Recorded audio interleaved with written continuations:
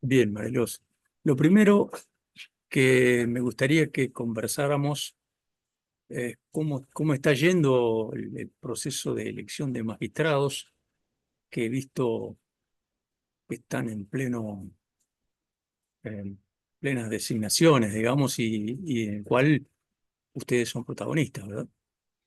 Sí, bueno, somos más bien, como te diría, un testigo de honor y una buena fuente de información al respecto, que es uno de nuestros principales objetivos y que lo logramos, la verdad, gracias a uno de los artículos de la Ley de Comisiones de Postulación que tiene 15 años, porque permite la publicidad y los obliga más bien a que todo tenga elementos de transparencia y publicidad. Entonces, partiendo de ahí, tenemos una buena oportunidad de hacer este trabajo de monitoreo y pues aterrizando en el tema, está realmente a punto de finalizar Ujú. esta semana. A partir del viernes, sábado e incluso ayer se llevaron a cabo las últimas tres sesiones de las comisiones de postulación de ambas, porque en días alternos estaba sesionando la que va a nominar Cortes de Apelaciones y la que nomina a Corte Suprema de Justicia. El proceso, debo decirte, de los 15 años que tenemos de estarle seguimiento, ha sido el más sorpresivo, ha sido de todas luces inédito, es decir, nos ha presentado cosas que nunca vimos en casos previos y otras pues que estábamos acostumbrados y que sabíamos que así es. Así que en esta recta final, ya te diría, tenemos dos nóminas listas y estas se van lo antes posible al Congreso de la República, en donde el proceso, si aquí ya tenía un tinte un poco político, bueno, en el Congreso obviamente esa es su naturaleza, ahí se pierde cualquier posibilidad de exigir, digamos, todo lo que la ley nos permitía como herramientas un poco más de criterio académico y demás, y se va al ámbito político. Así que ese es el momento en el que estamos. Tenemos ya 300 y pico para Cortes de Apelaciones y en la nómina para Corte Suprema de Justicia son 26 nombres, de los cuales los congresistas deben elegir la mitad. Las cuestiones inesperadas son, teniendo en cuenta el Estado de Derecho, ¿son para bien o no? Bueno, vamos a hacer esa división. Es una excelente observación de tu parte. Creo que tenemos ambas. Las positivas, quizás primero, que creo que es importante destacarlas porque a veces en los medios de comunicación vemos mucho la parte negativa y está bien, ese es su papel, deben llamar la atención de la ciudadanía y de las autoridades hacia esto. Tenemos como algo muy positivo que se convocó a tiempo, cosa que nos costaba mucho y que hubo muchos accidentes en comisiones previas. Esa convocatoria por parte de la Junta Directiva del Congreso. Segundo episodio, tuvimos una eh, participación muy activa de uno de los gremios que participa. Las comisiones se dividen en tres. Está la academia con todos los decanos de derecho y los dos rectores. Está el gremio en sí, que es el colegio de abogados, que hace una elección con todos sus agremiados y ellos presentan planillas y eligen a sus representantes. Son 12 de cada uno, 12 decanos, 12 miembros del colegio de abogados, y los otros 12 pues no tienen más remedio que participar en la de Cortes de Apelaciones. Los que se sientan a la mesa son magistrados, los 13 magistrados, 12 magistrados de la Corte Suprema de Justicia. Uno se tiene que abstener porque son 12. El número que da esa fórmula mágica es el número de universidades que tienen facultad de derecho. Es decir, hace algunos más pequeña, por decirte, eran 10, eran 9 facultades de derecho, 10, 11, han ido fundándose ya, quizás nos da tiempo de hablar del tema, pero han habido más universidades con facultad de derecho, entonces ese número crece. Dicho sea de paso, no sé qué va a pasar, por decirte, de aquí a 2 años, cuando haya dos universidades más, porque solo tenemos 13 magistrados en la Corte Suprema y si hay 14 universidades, nos vamos a quedar en un lío que ya se resolverá. Una de las sorpresas positivas fue la participación mucho mayor en relación a los años anteriores de los colegiados activos del Colegio de Abogados que asistieron a votar para elegir planillas, y ahí hubo otra sorpresa que fue la elección de cómo se distribuye por el método de Hunt. Tres personas de una planilla muy nueva también fueron, digamos, una novedad. Siempre había sido un ámbito bastante controlado por quienes están en este proceso todo el tiempo, que ya pues tienen algunos sus propios vicios, tienen su grupo que han cooptado, digamos, este poder, pues ahora hubo una planilla más. Ya se había presentado hace un par de años, pero había logrado, por decirte, un lugar.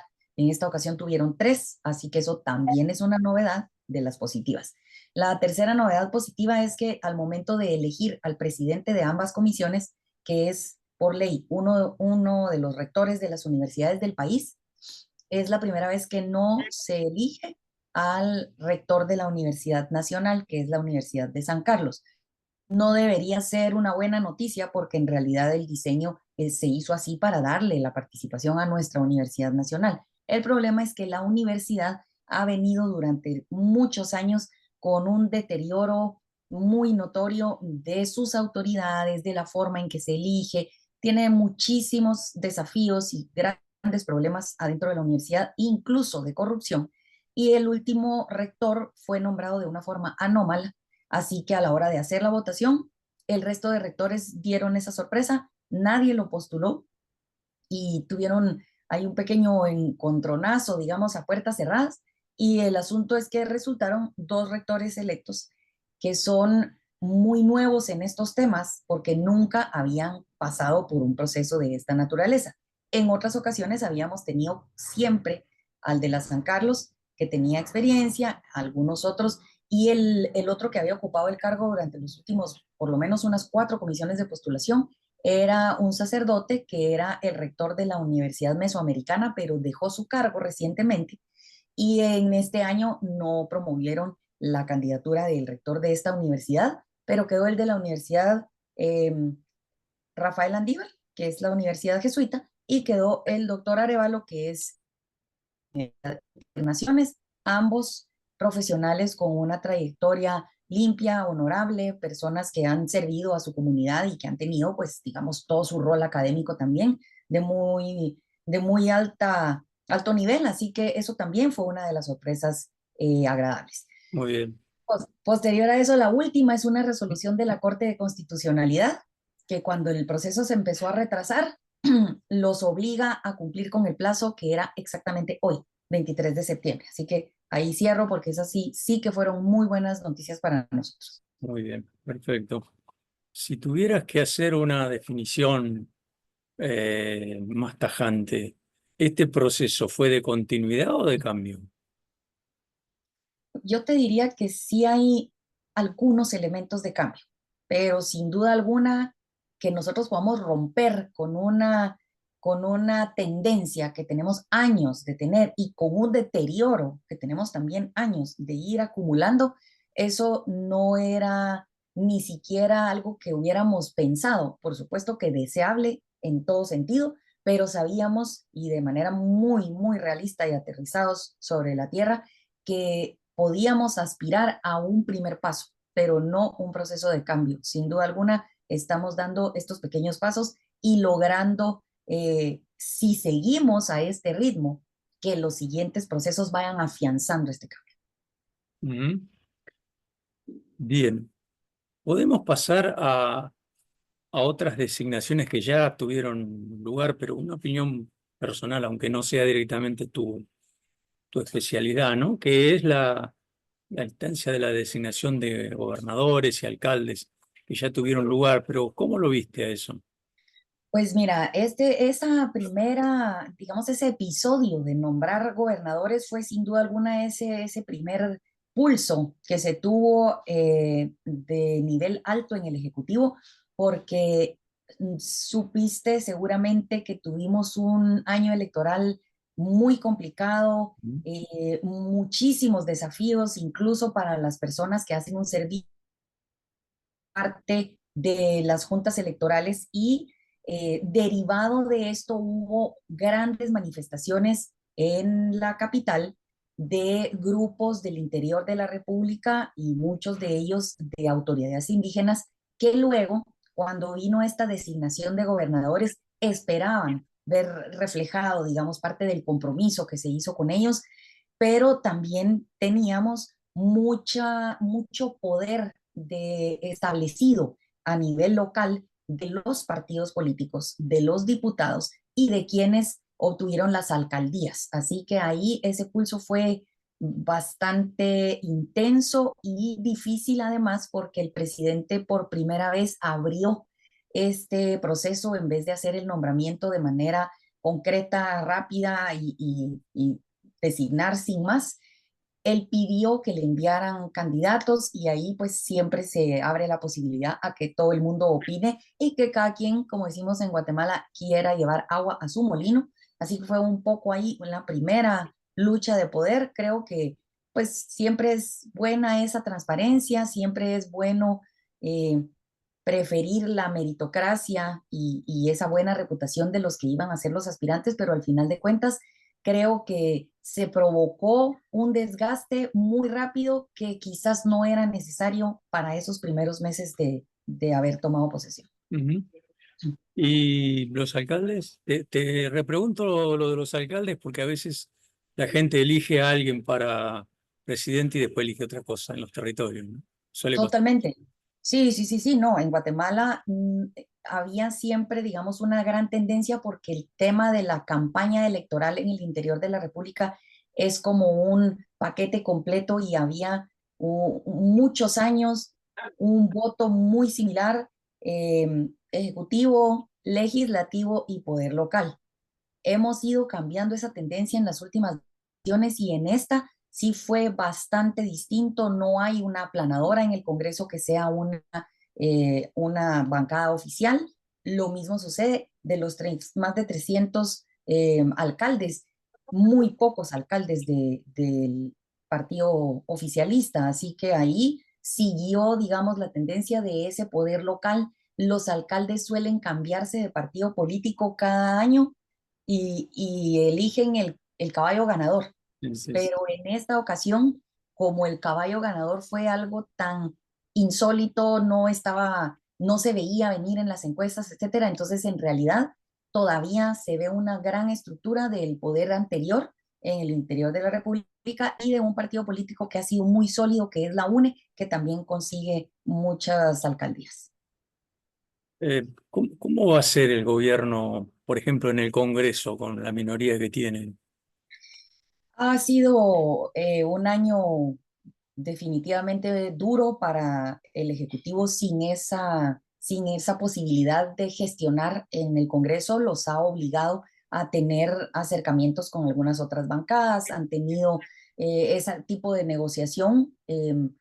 Además, han tenido que enfrentar el desafío de tener un partido político que está en una situación que no se ha terminado de aclarar por la forma en que fue eh, cuando se hacen los partidos políticos aquí en Guatemala se exige cierto número de firmas y tienen ciertos requisitos en el Tribunal Supremo. Y era, digamos, una mala práctica la forma en que no solo el partido oficial, muchos partidos políticos lograban obtener estas firmas. Ese caso, que está abierto aún, ha provocado un gran desgaste para ellos, así que se han ocupado, digamos, de dos frentes de manera simultánea, pero han tenido este año una junta directiva que ha logrado hacer varias alianzas y la última fue muy notoria para aprobar una ampliación presupuestaria que, dicho sea de paso, todavía tiene grandes desafíos, que tiene muchas críticas por no tener, digamos, de manera técnica una justificación apropiada, pero en ese momento, digamos, si lo vemos como una cuestión de poderes, se logró esa cantidad de votos necesaria, lo cual nos hace pensar que existe esa alianza, por lo menos para algunos temas, que por supuesto tienen la razón de ser de haberlo ¿Mm? logrado, es que al aprobarse esta ampliación,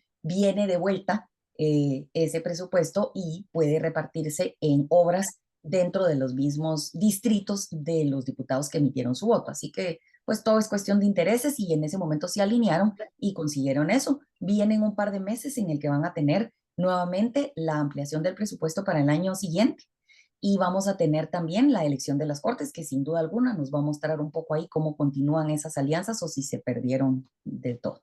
Ujú. Eh, en tu trabajo en Guatemala Visible, ¿Cómo ves la participación ciudadana? ¿Ya se enfrió, digamos, o la gente todavía Ah, sigue interesada? es una magnífica pregunta. Yo creo que el año electoral fue un año muy interesante, pero sobre todo los últimos meses después de la primera y la segunda vuelta, con el problema que hubo de, de la dificultad de poder reconocer los resultados. Hubo problemas incluso con señalamientos a magistrados del Tribunal Supremo Electoral por compras que se hicieron sobrevaloradas. Se fueron juntando tantos elementos que uno no podía culpar al ciudadano que estaba dudando del tema de la elección, pero también teníamos un grupo muy grande de ciudadanos que trabajan de manera ad honorem, eh, haciendo constar que los resultados habían sido los que fueron.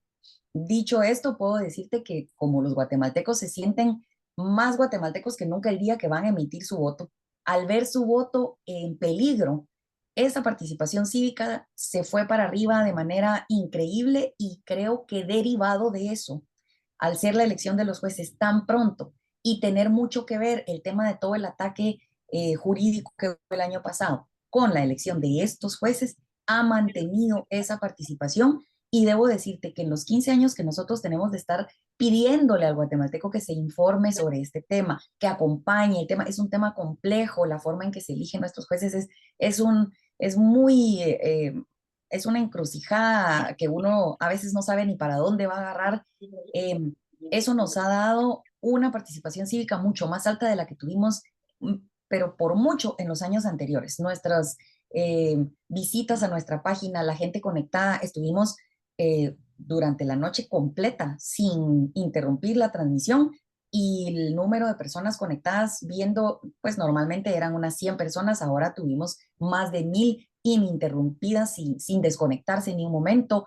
La gente asistió a las comisiones de postulación, que también fue algo que yo veo de manera muy positiva porque no es lo mismo leerlo en un periódico porque el tema de verdad es complicado y es a veces aburrido que estar ahí y observar el trabajo de los miembros de la postuladora. Hay algo positivo también en esto. Siempre se tildaba a un paquete completo de corruptos. Todos estos están haciendo barbaridades y no es así. Desde el principio nosotros hemos tratado de rescatar el trabajo de muchos de los miembros de las comisiones de postulación, que es un trabajo, siempre lo digo, es un trabajo ingrato, es un trabajo solitario y es un trabajo a veces hasta peligroso porque ellos están dando o no dando su voto a personas que luego pueden perjudicar su trabajo en las propias salas en donde se litiga y se trabaja. Así que ellos como abogados le están dando un servicio importante al país y es muy bueno que ahora muchos guatemaltecos asistieron a verlos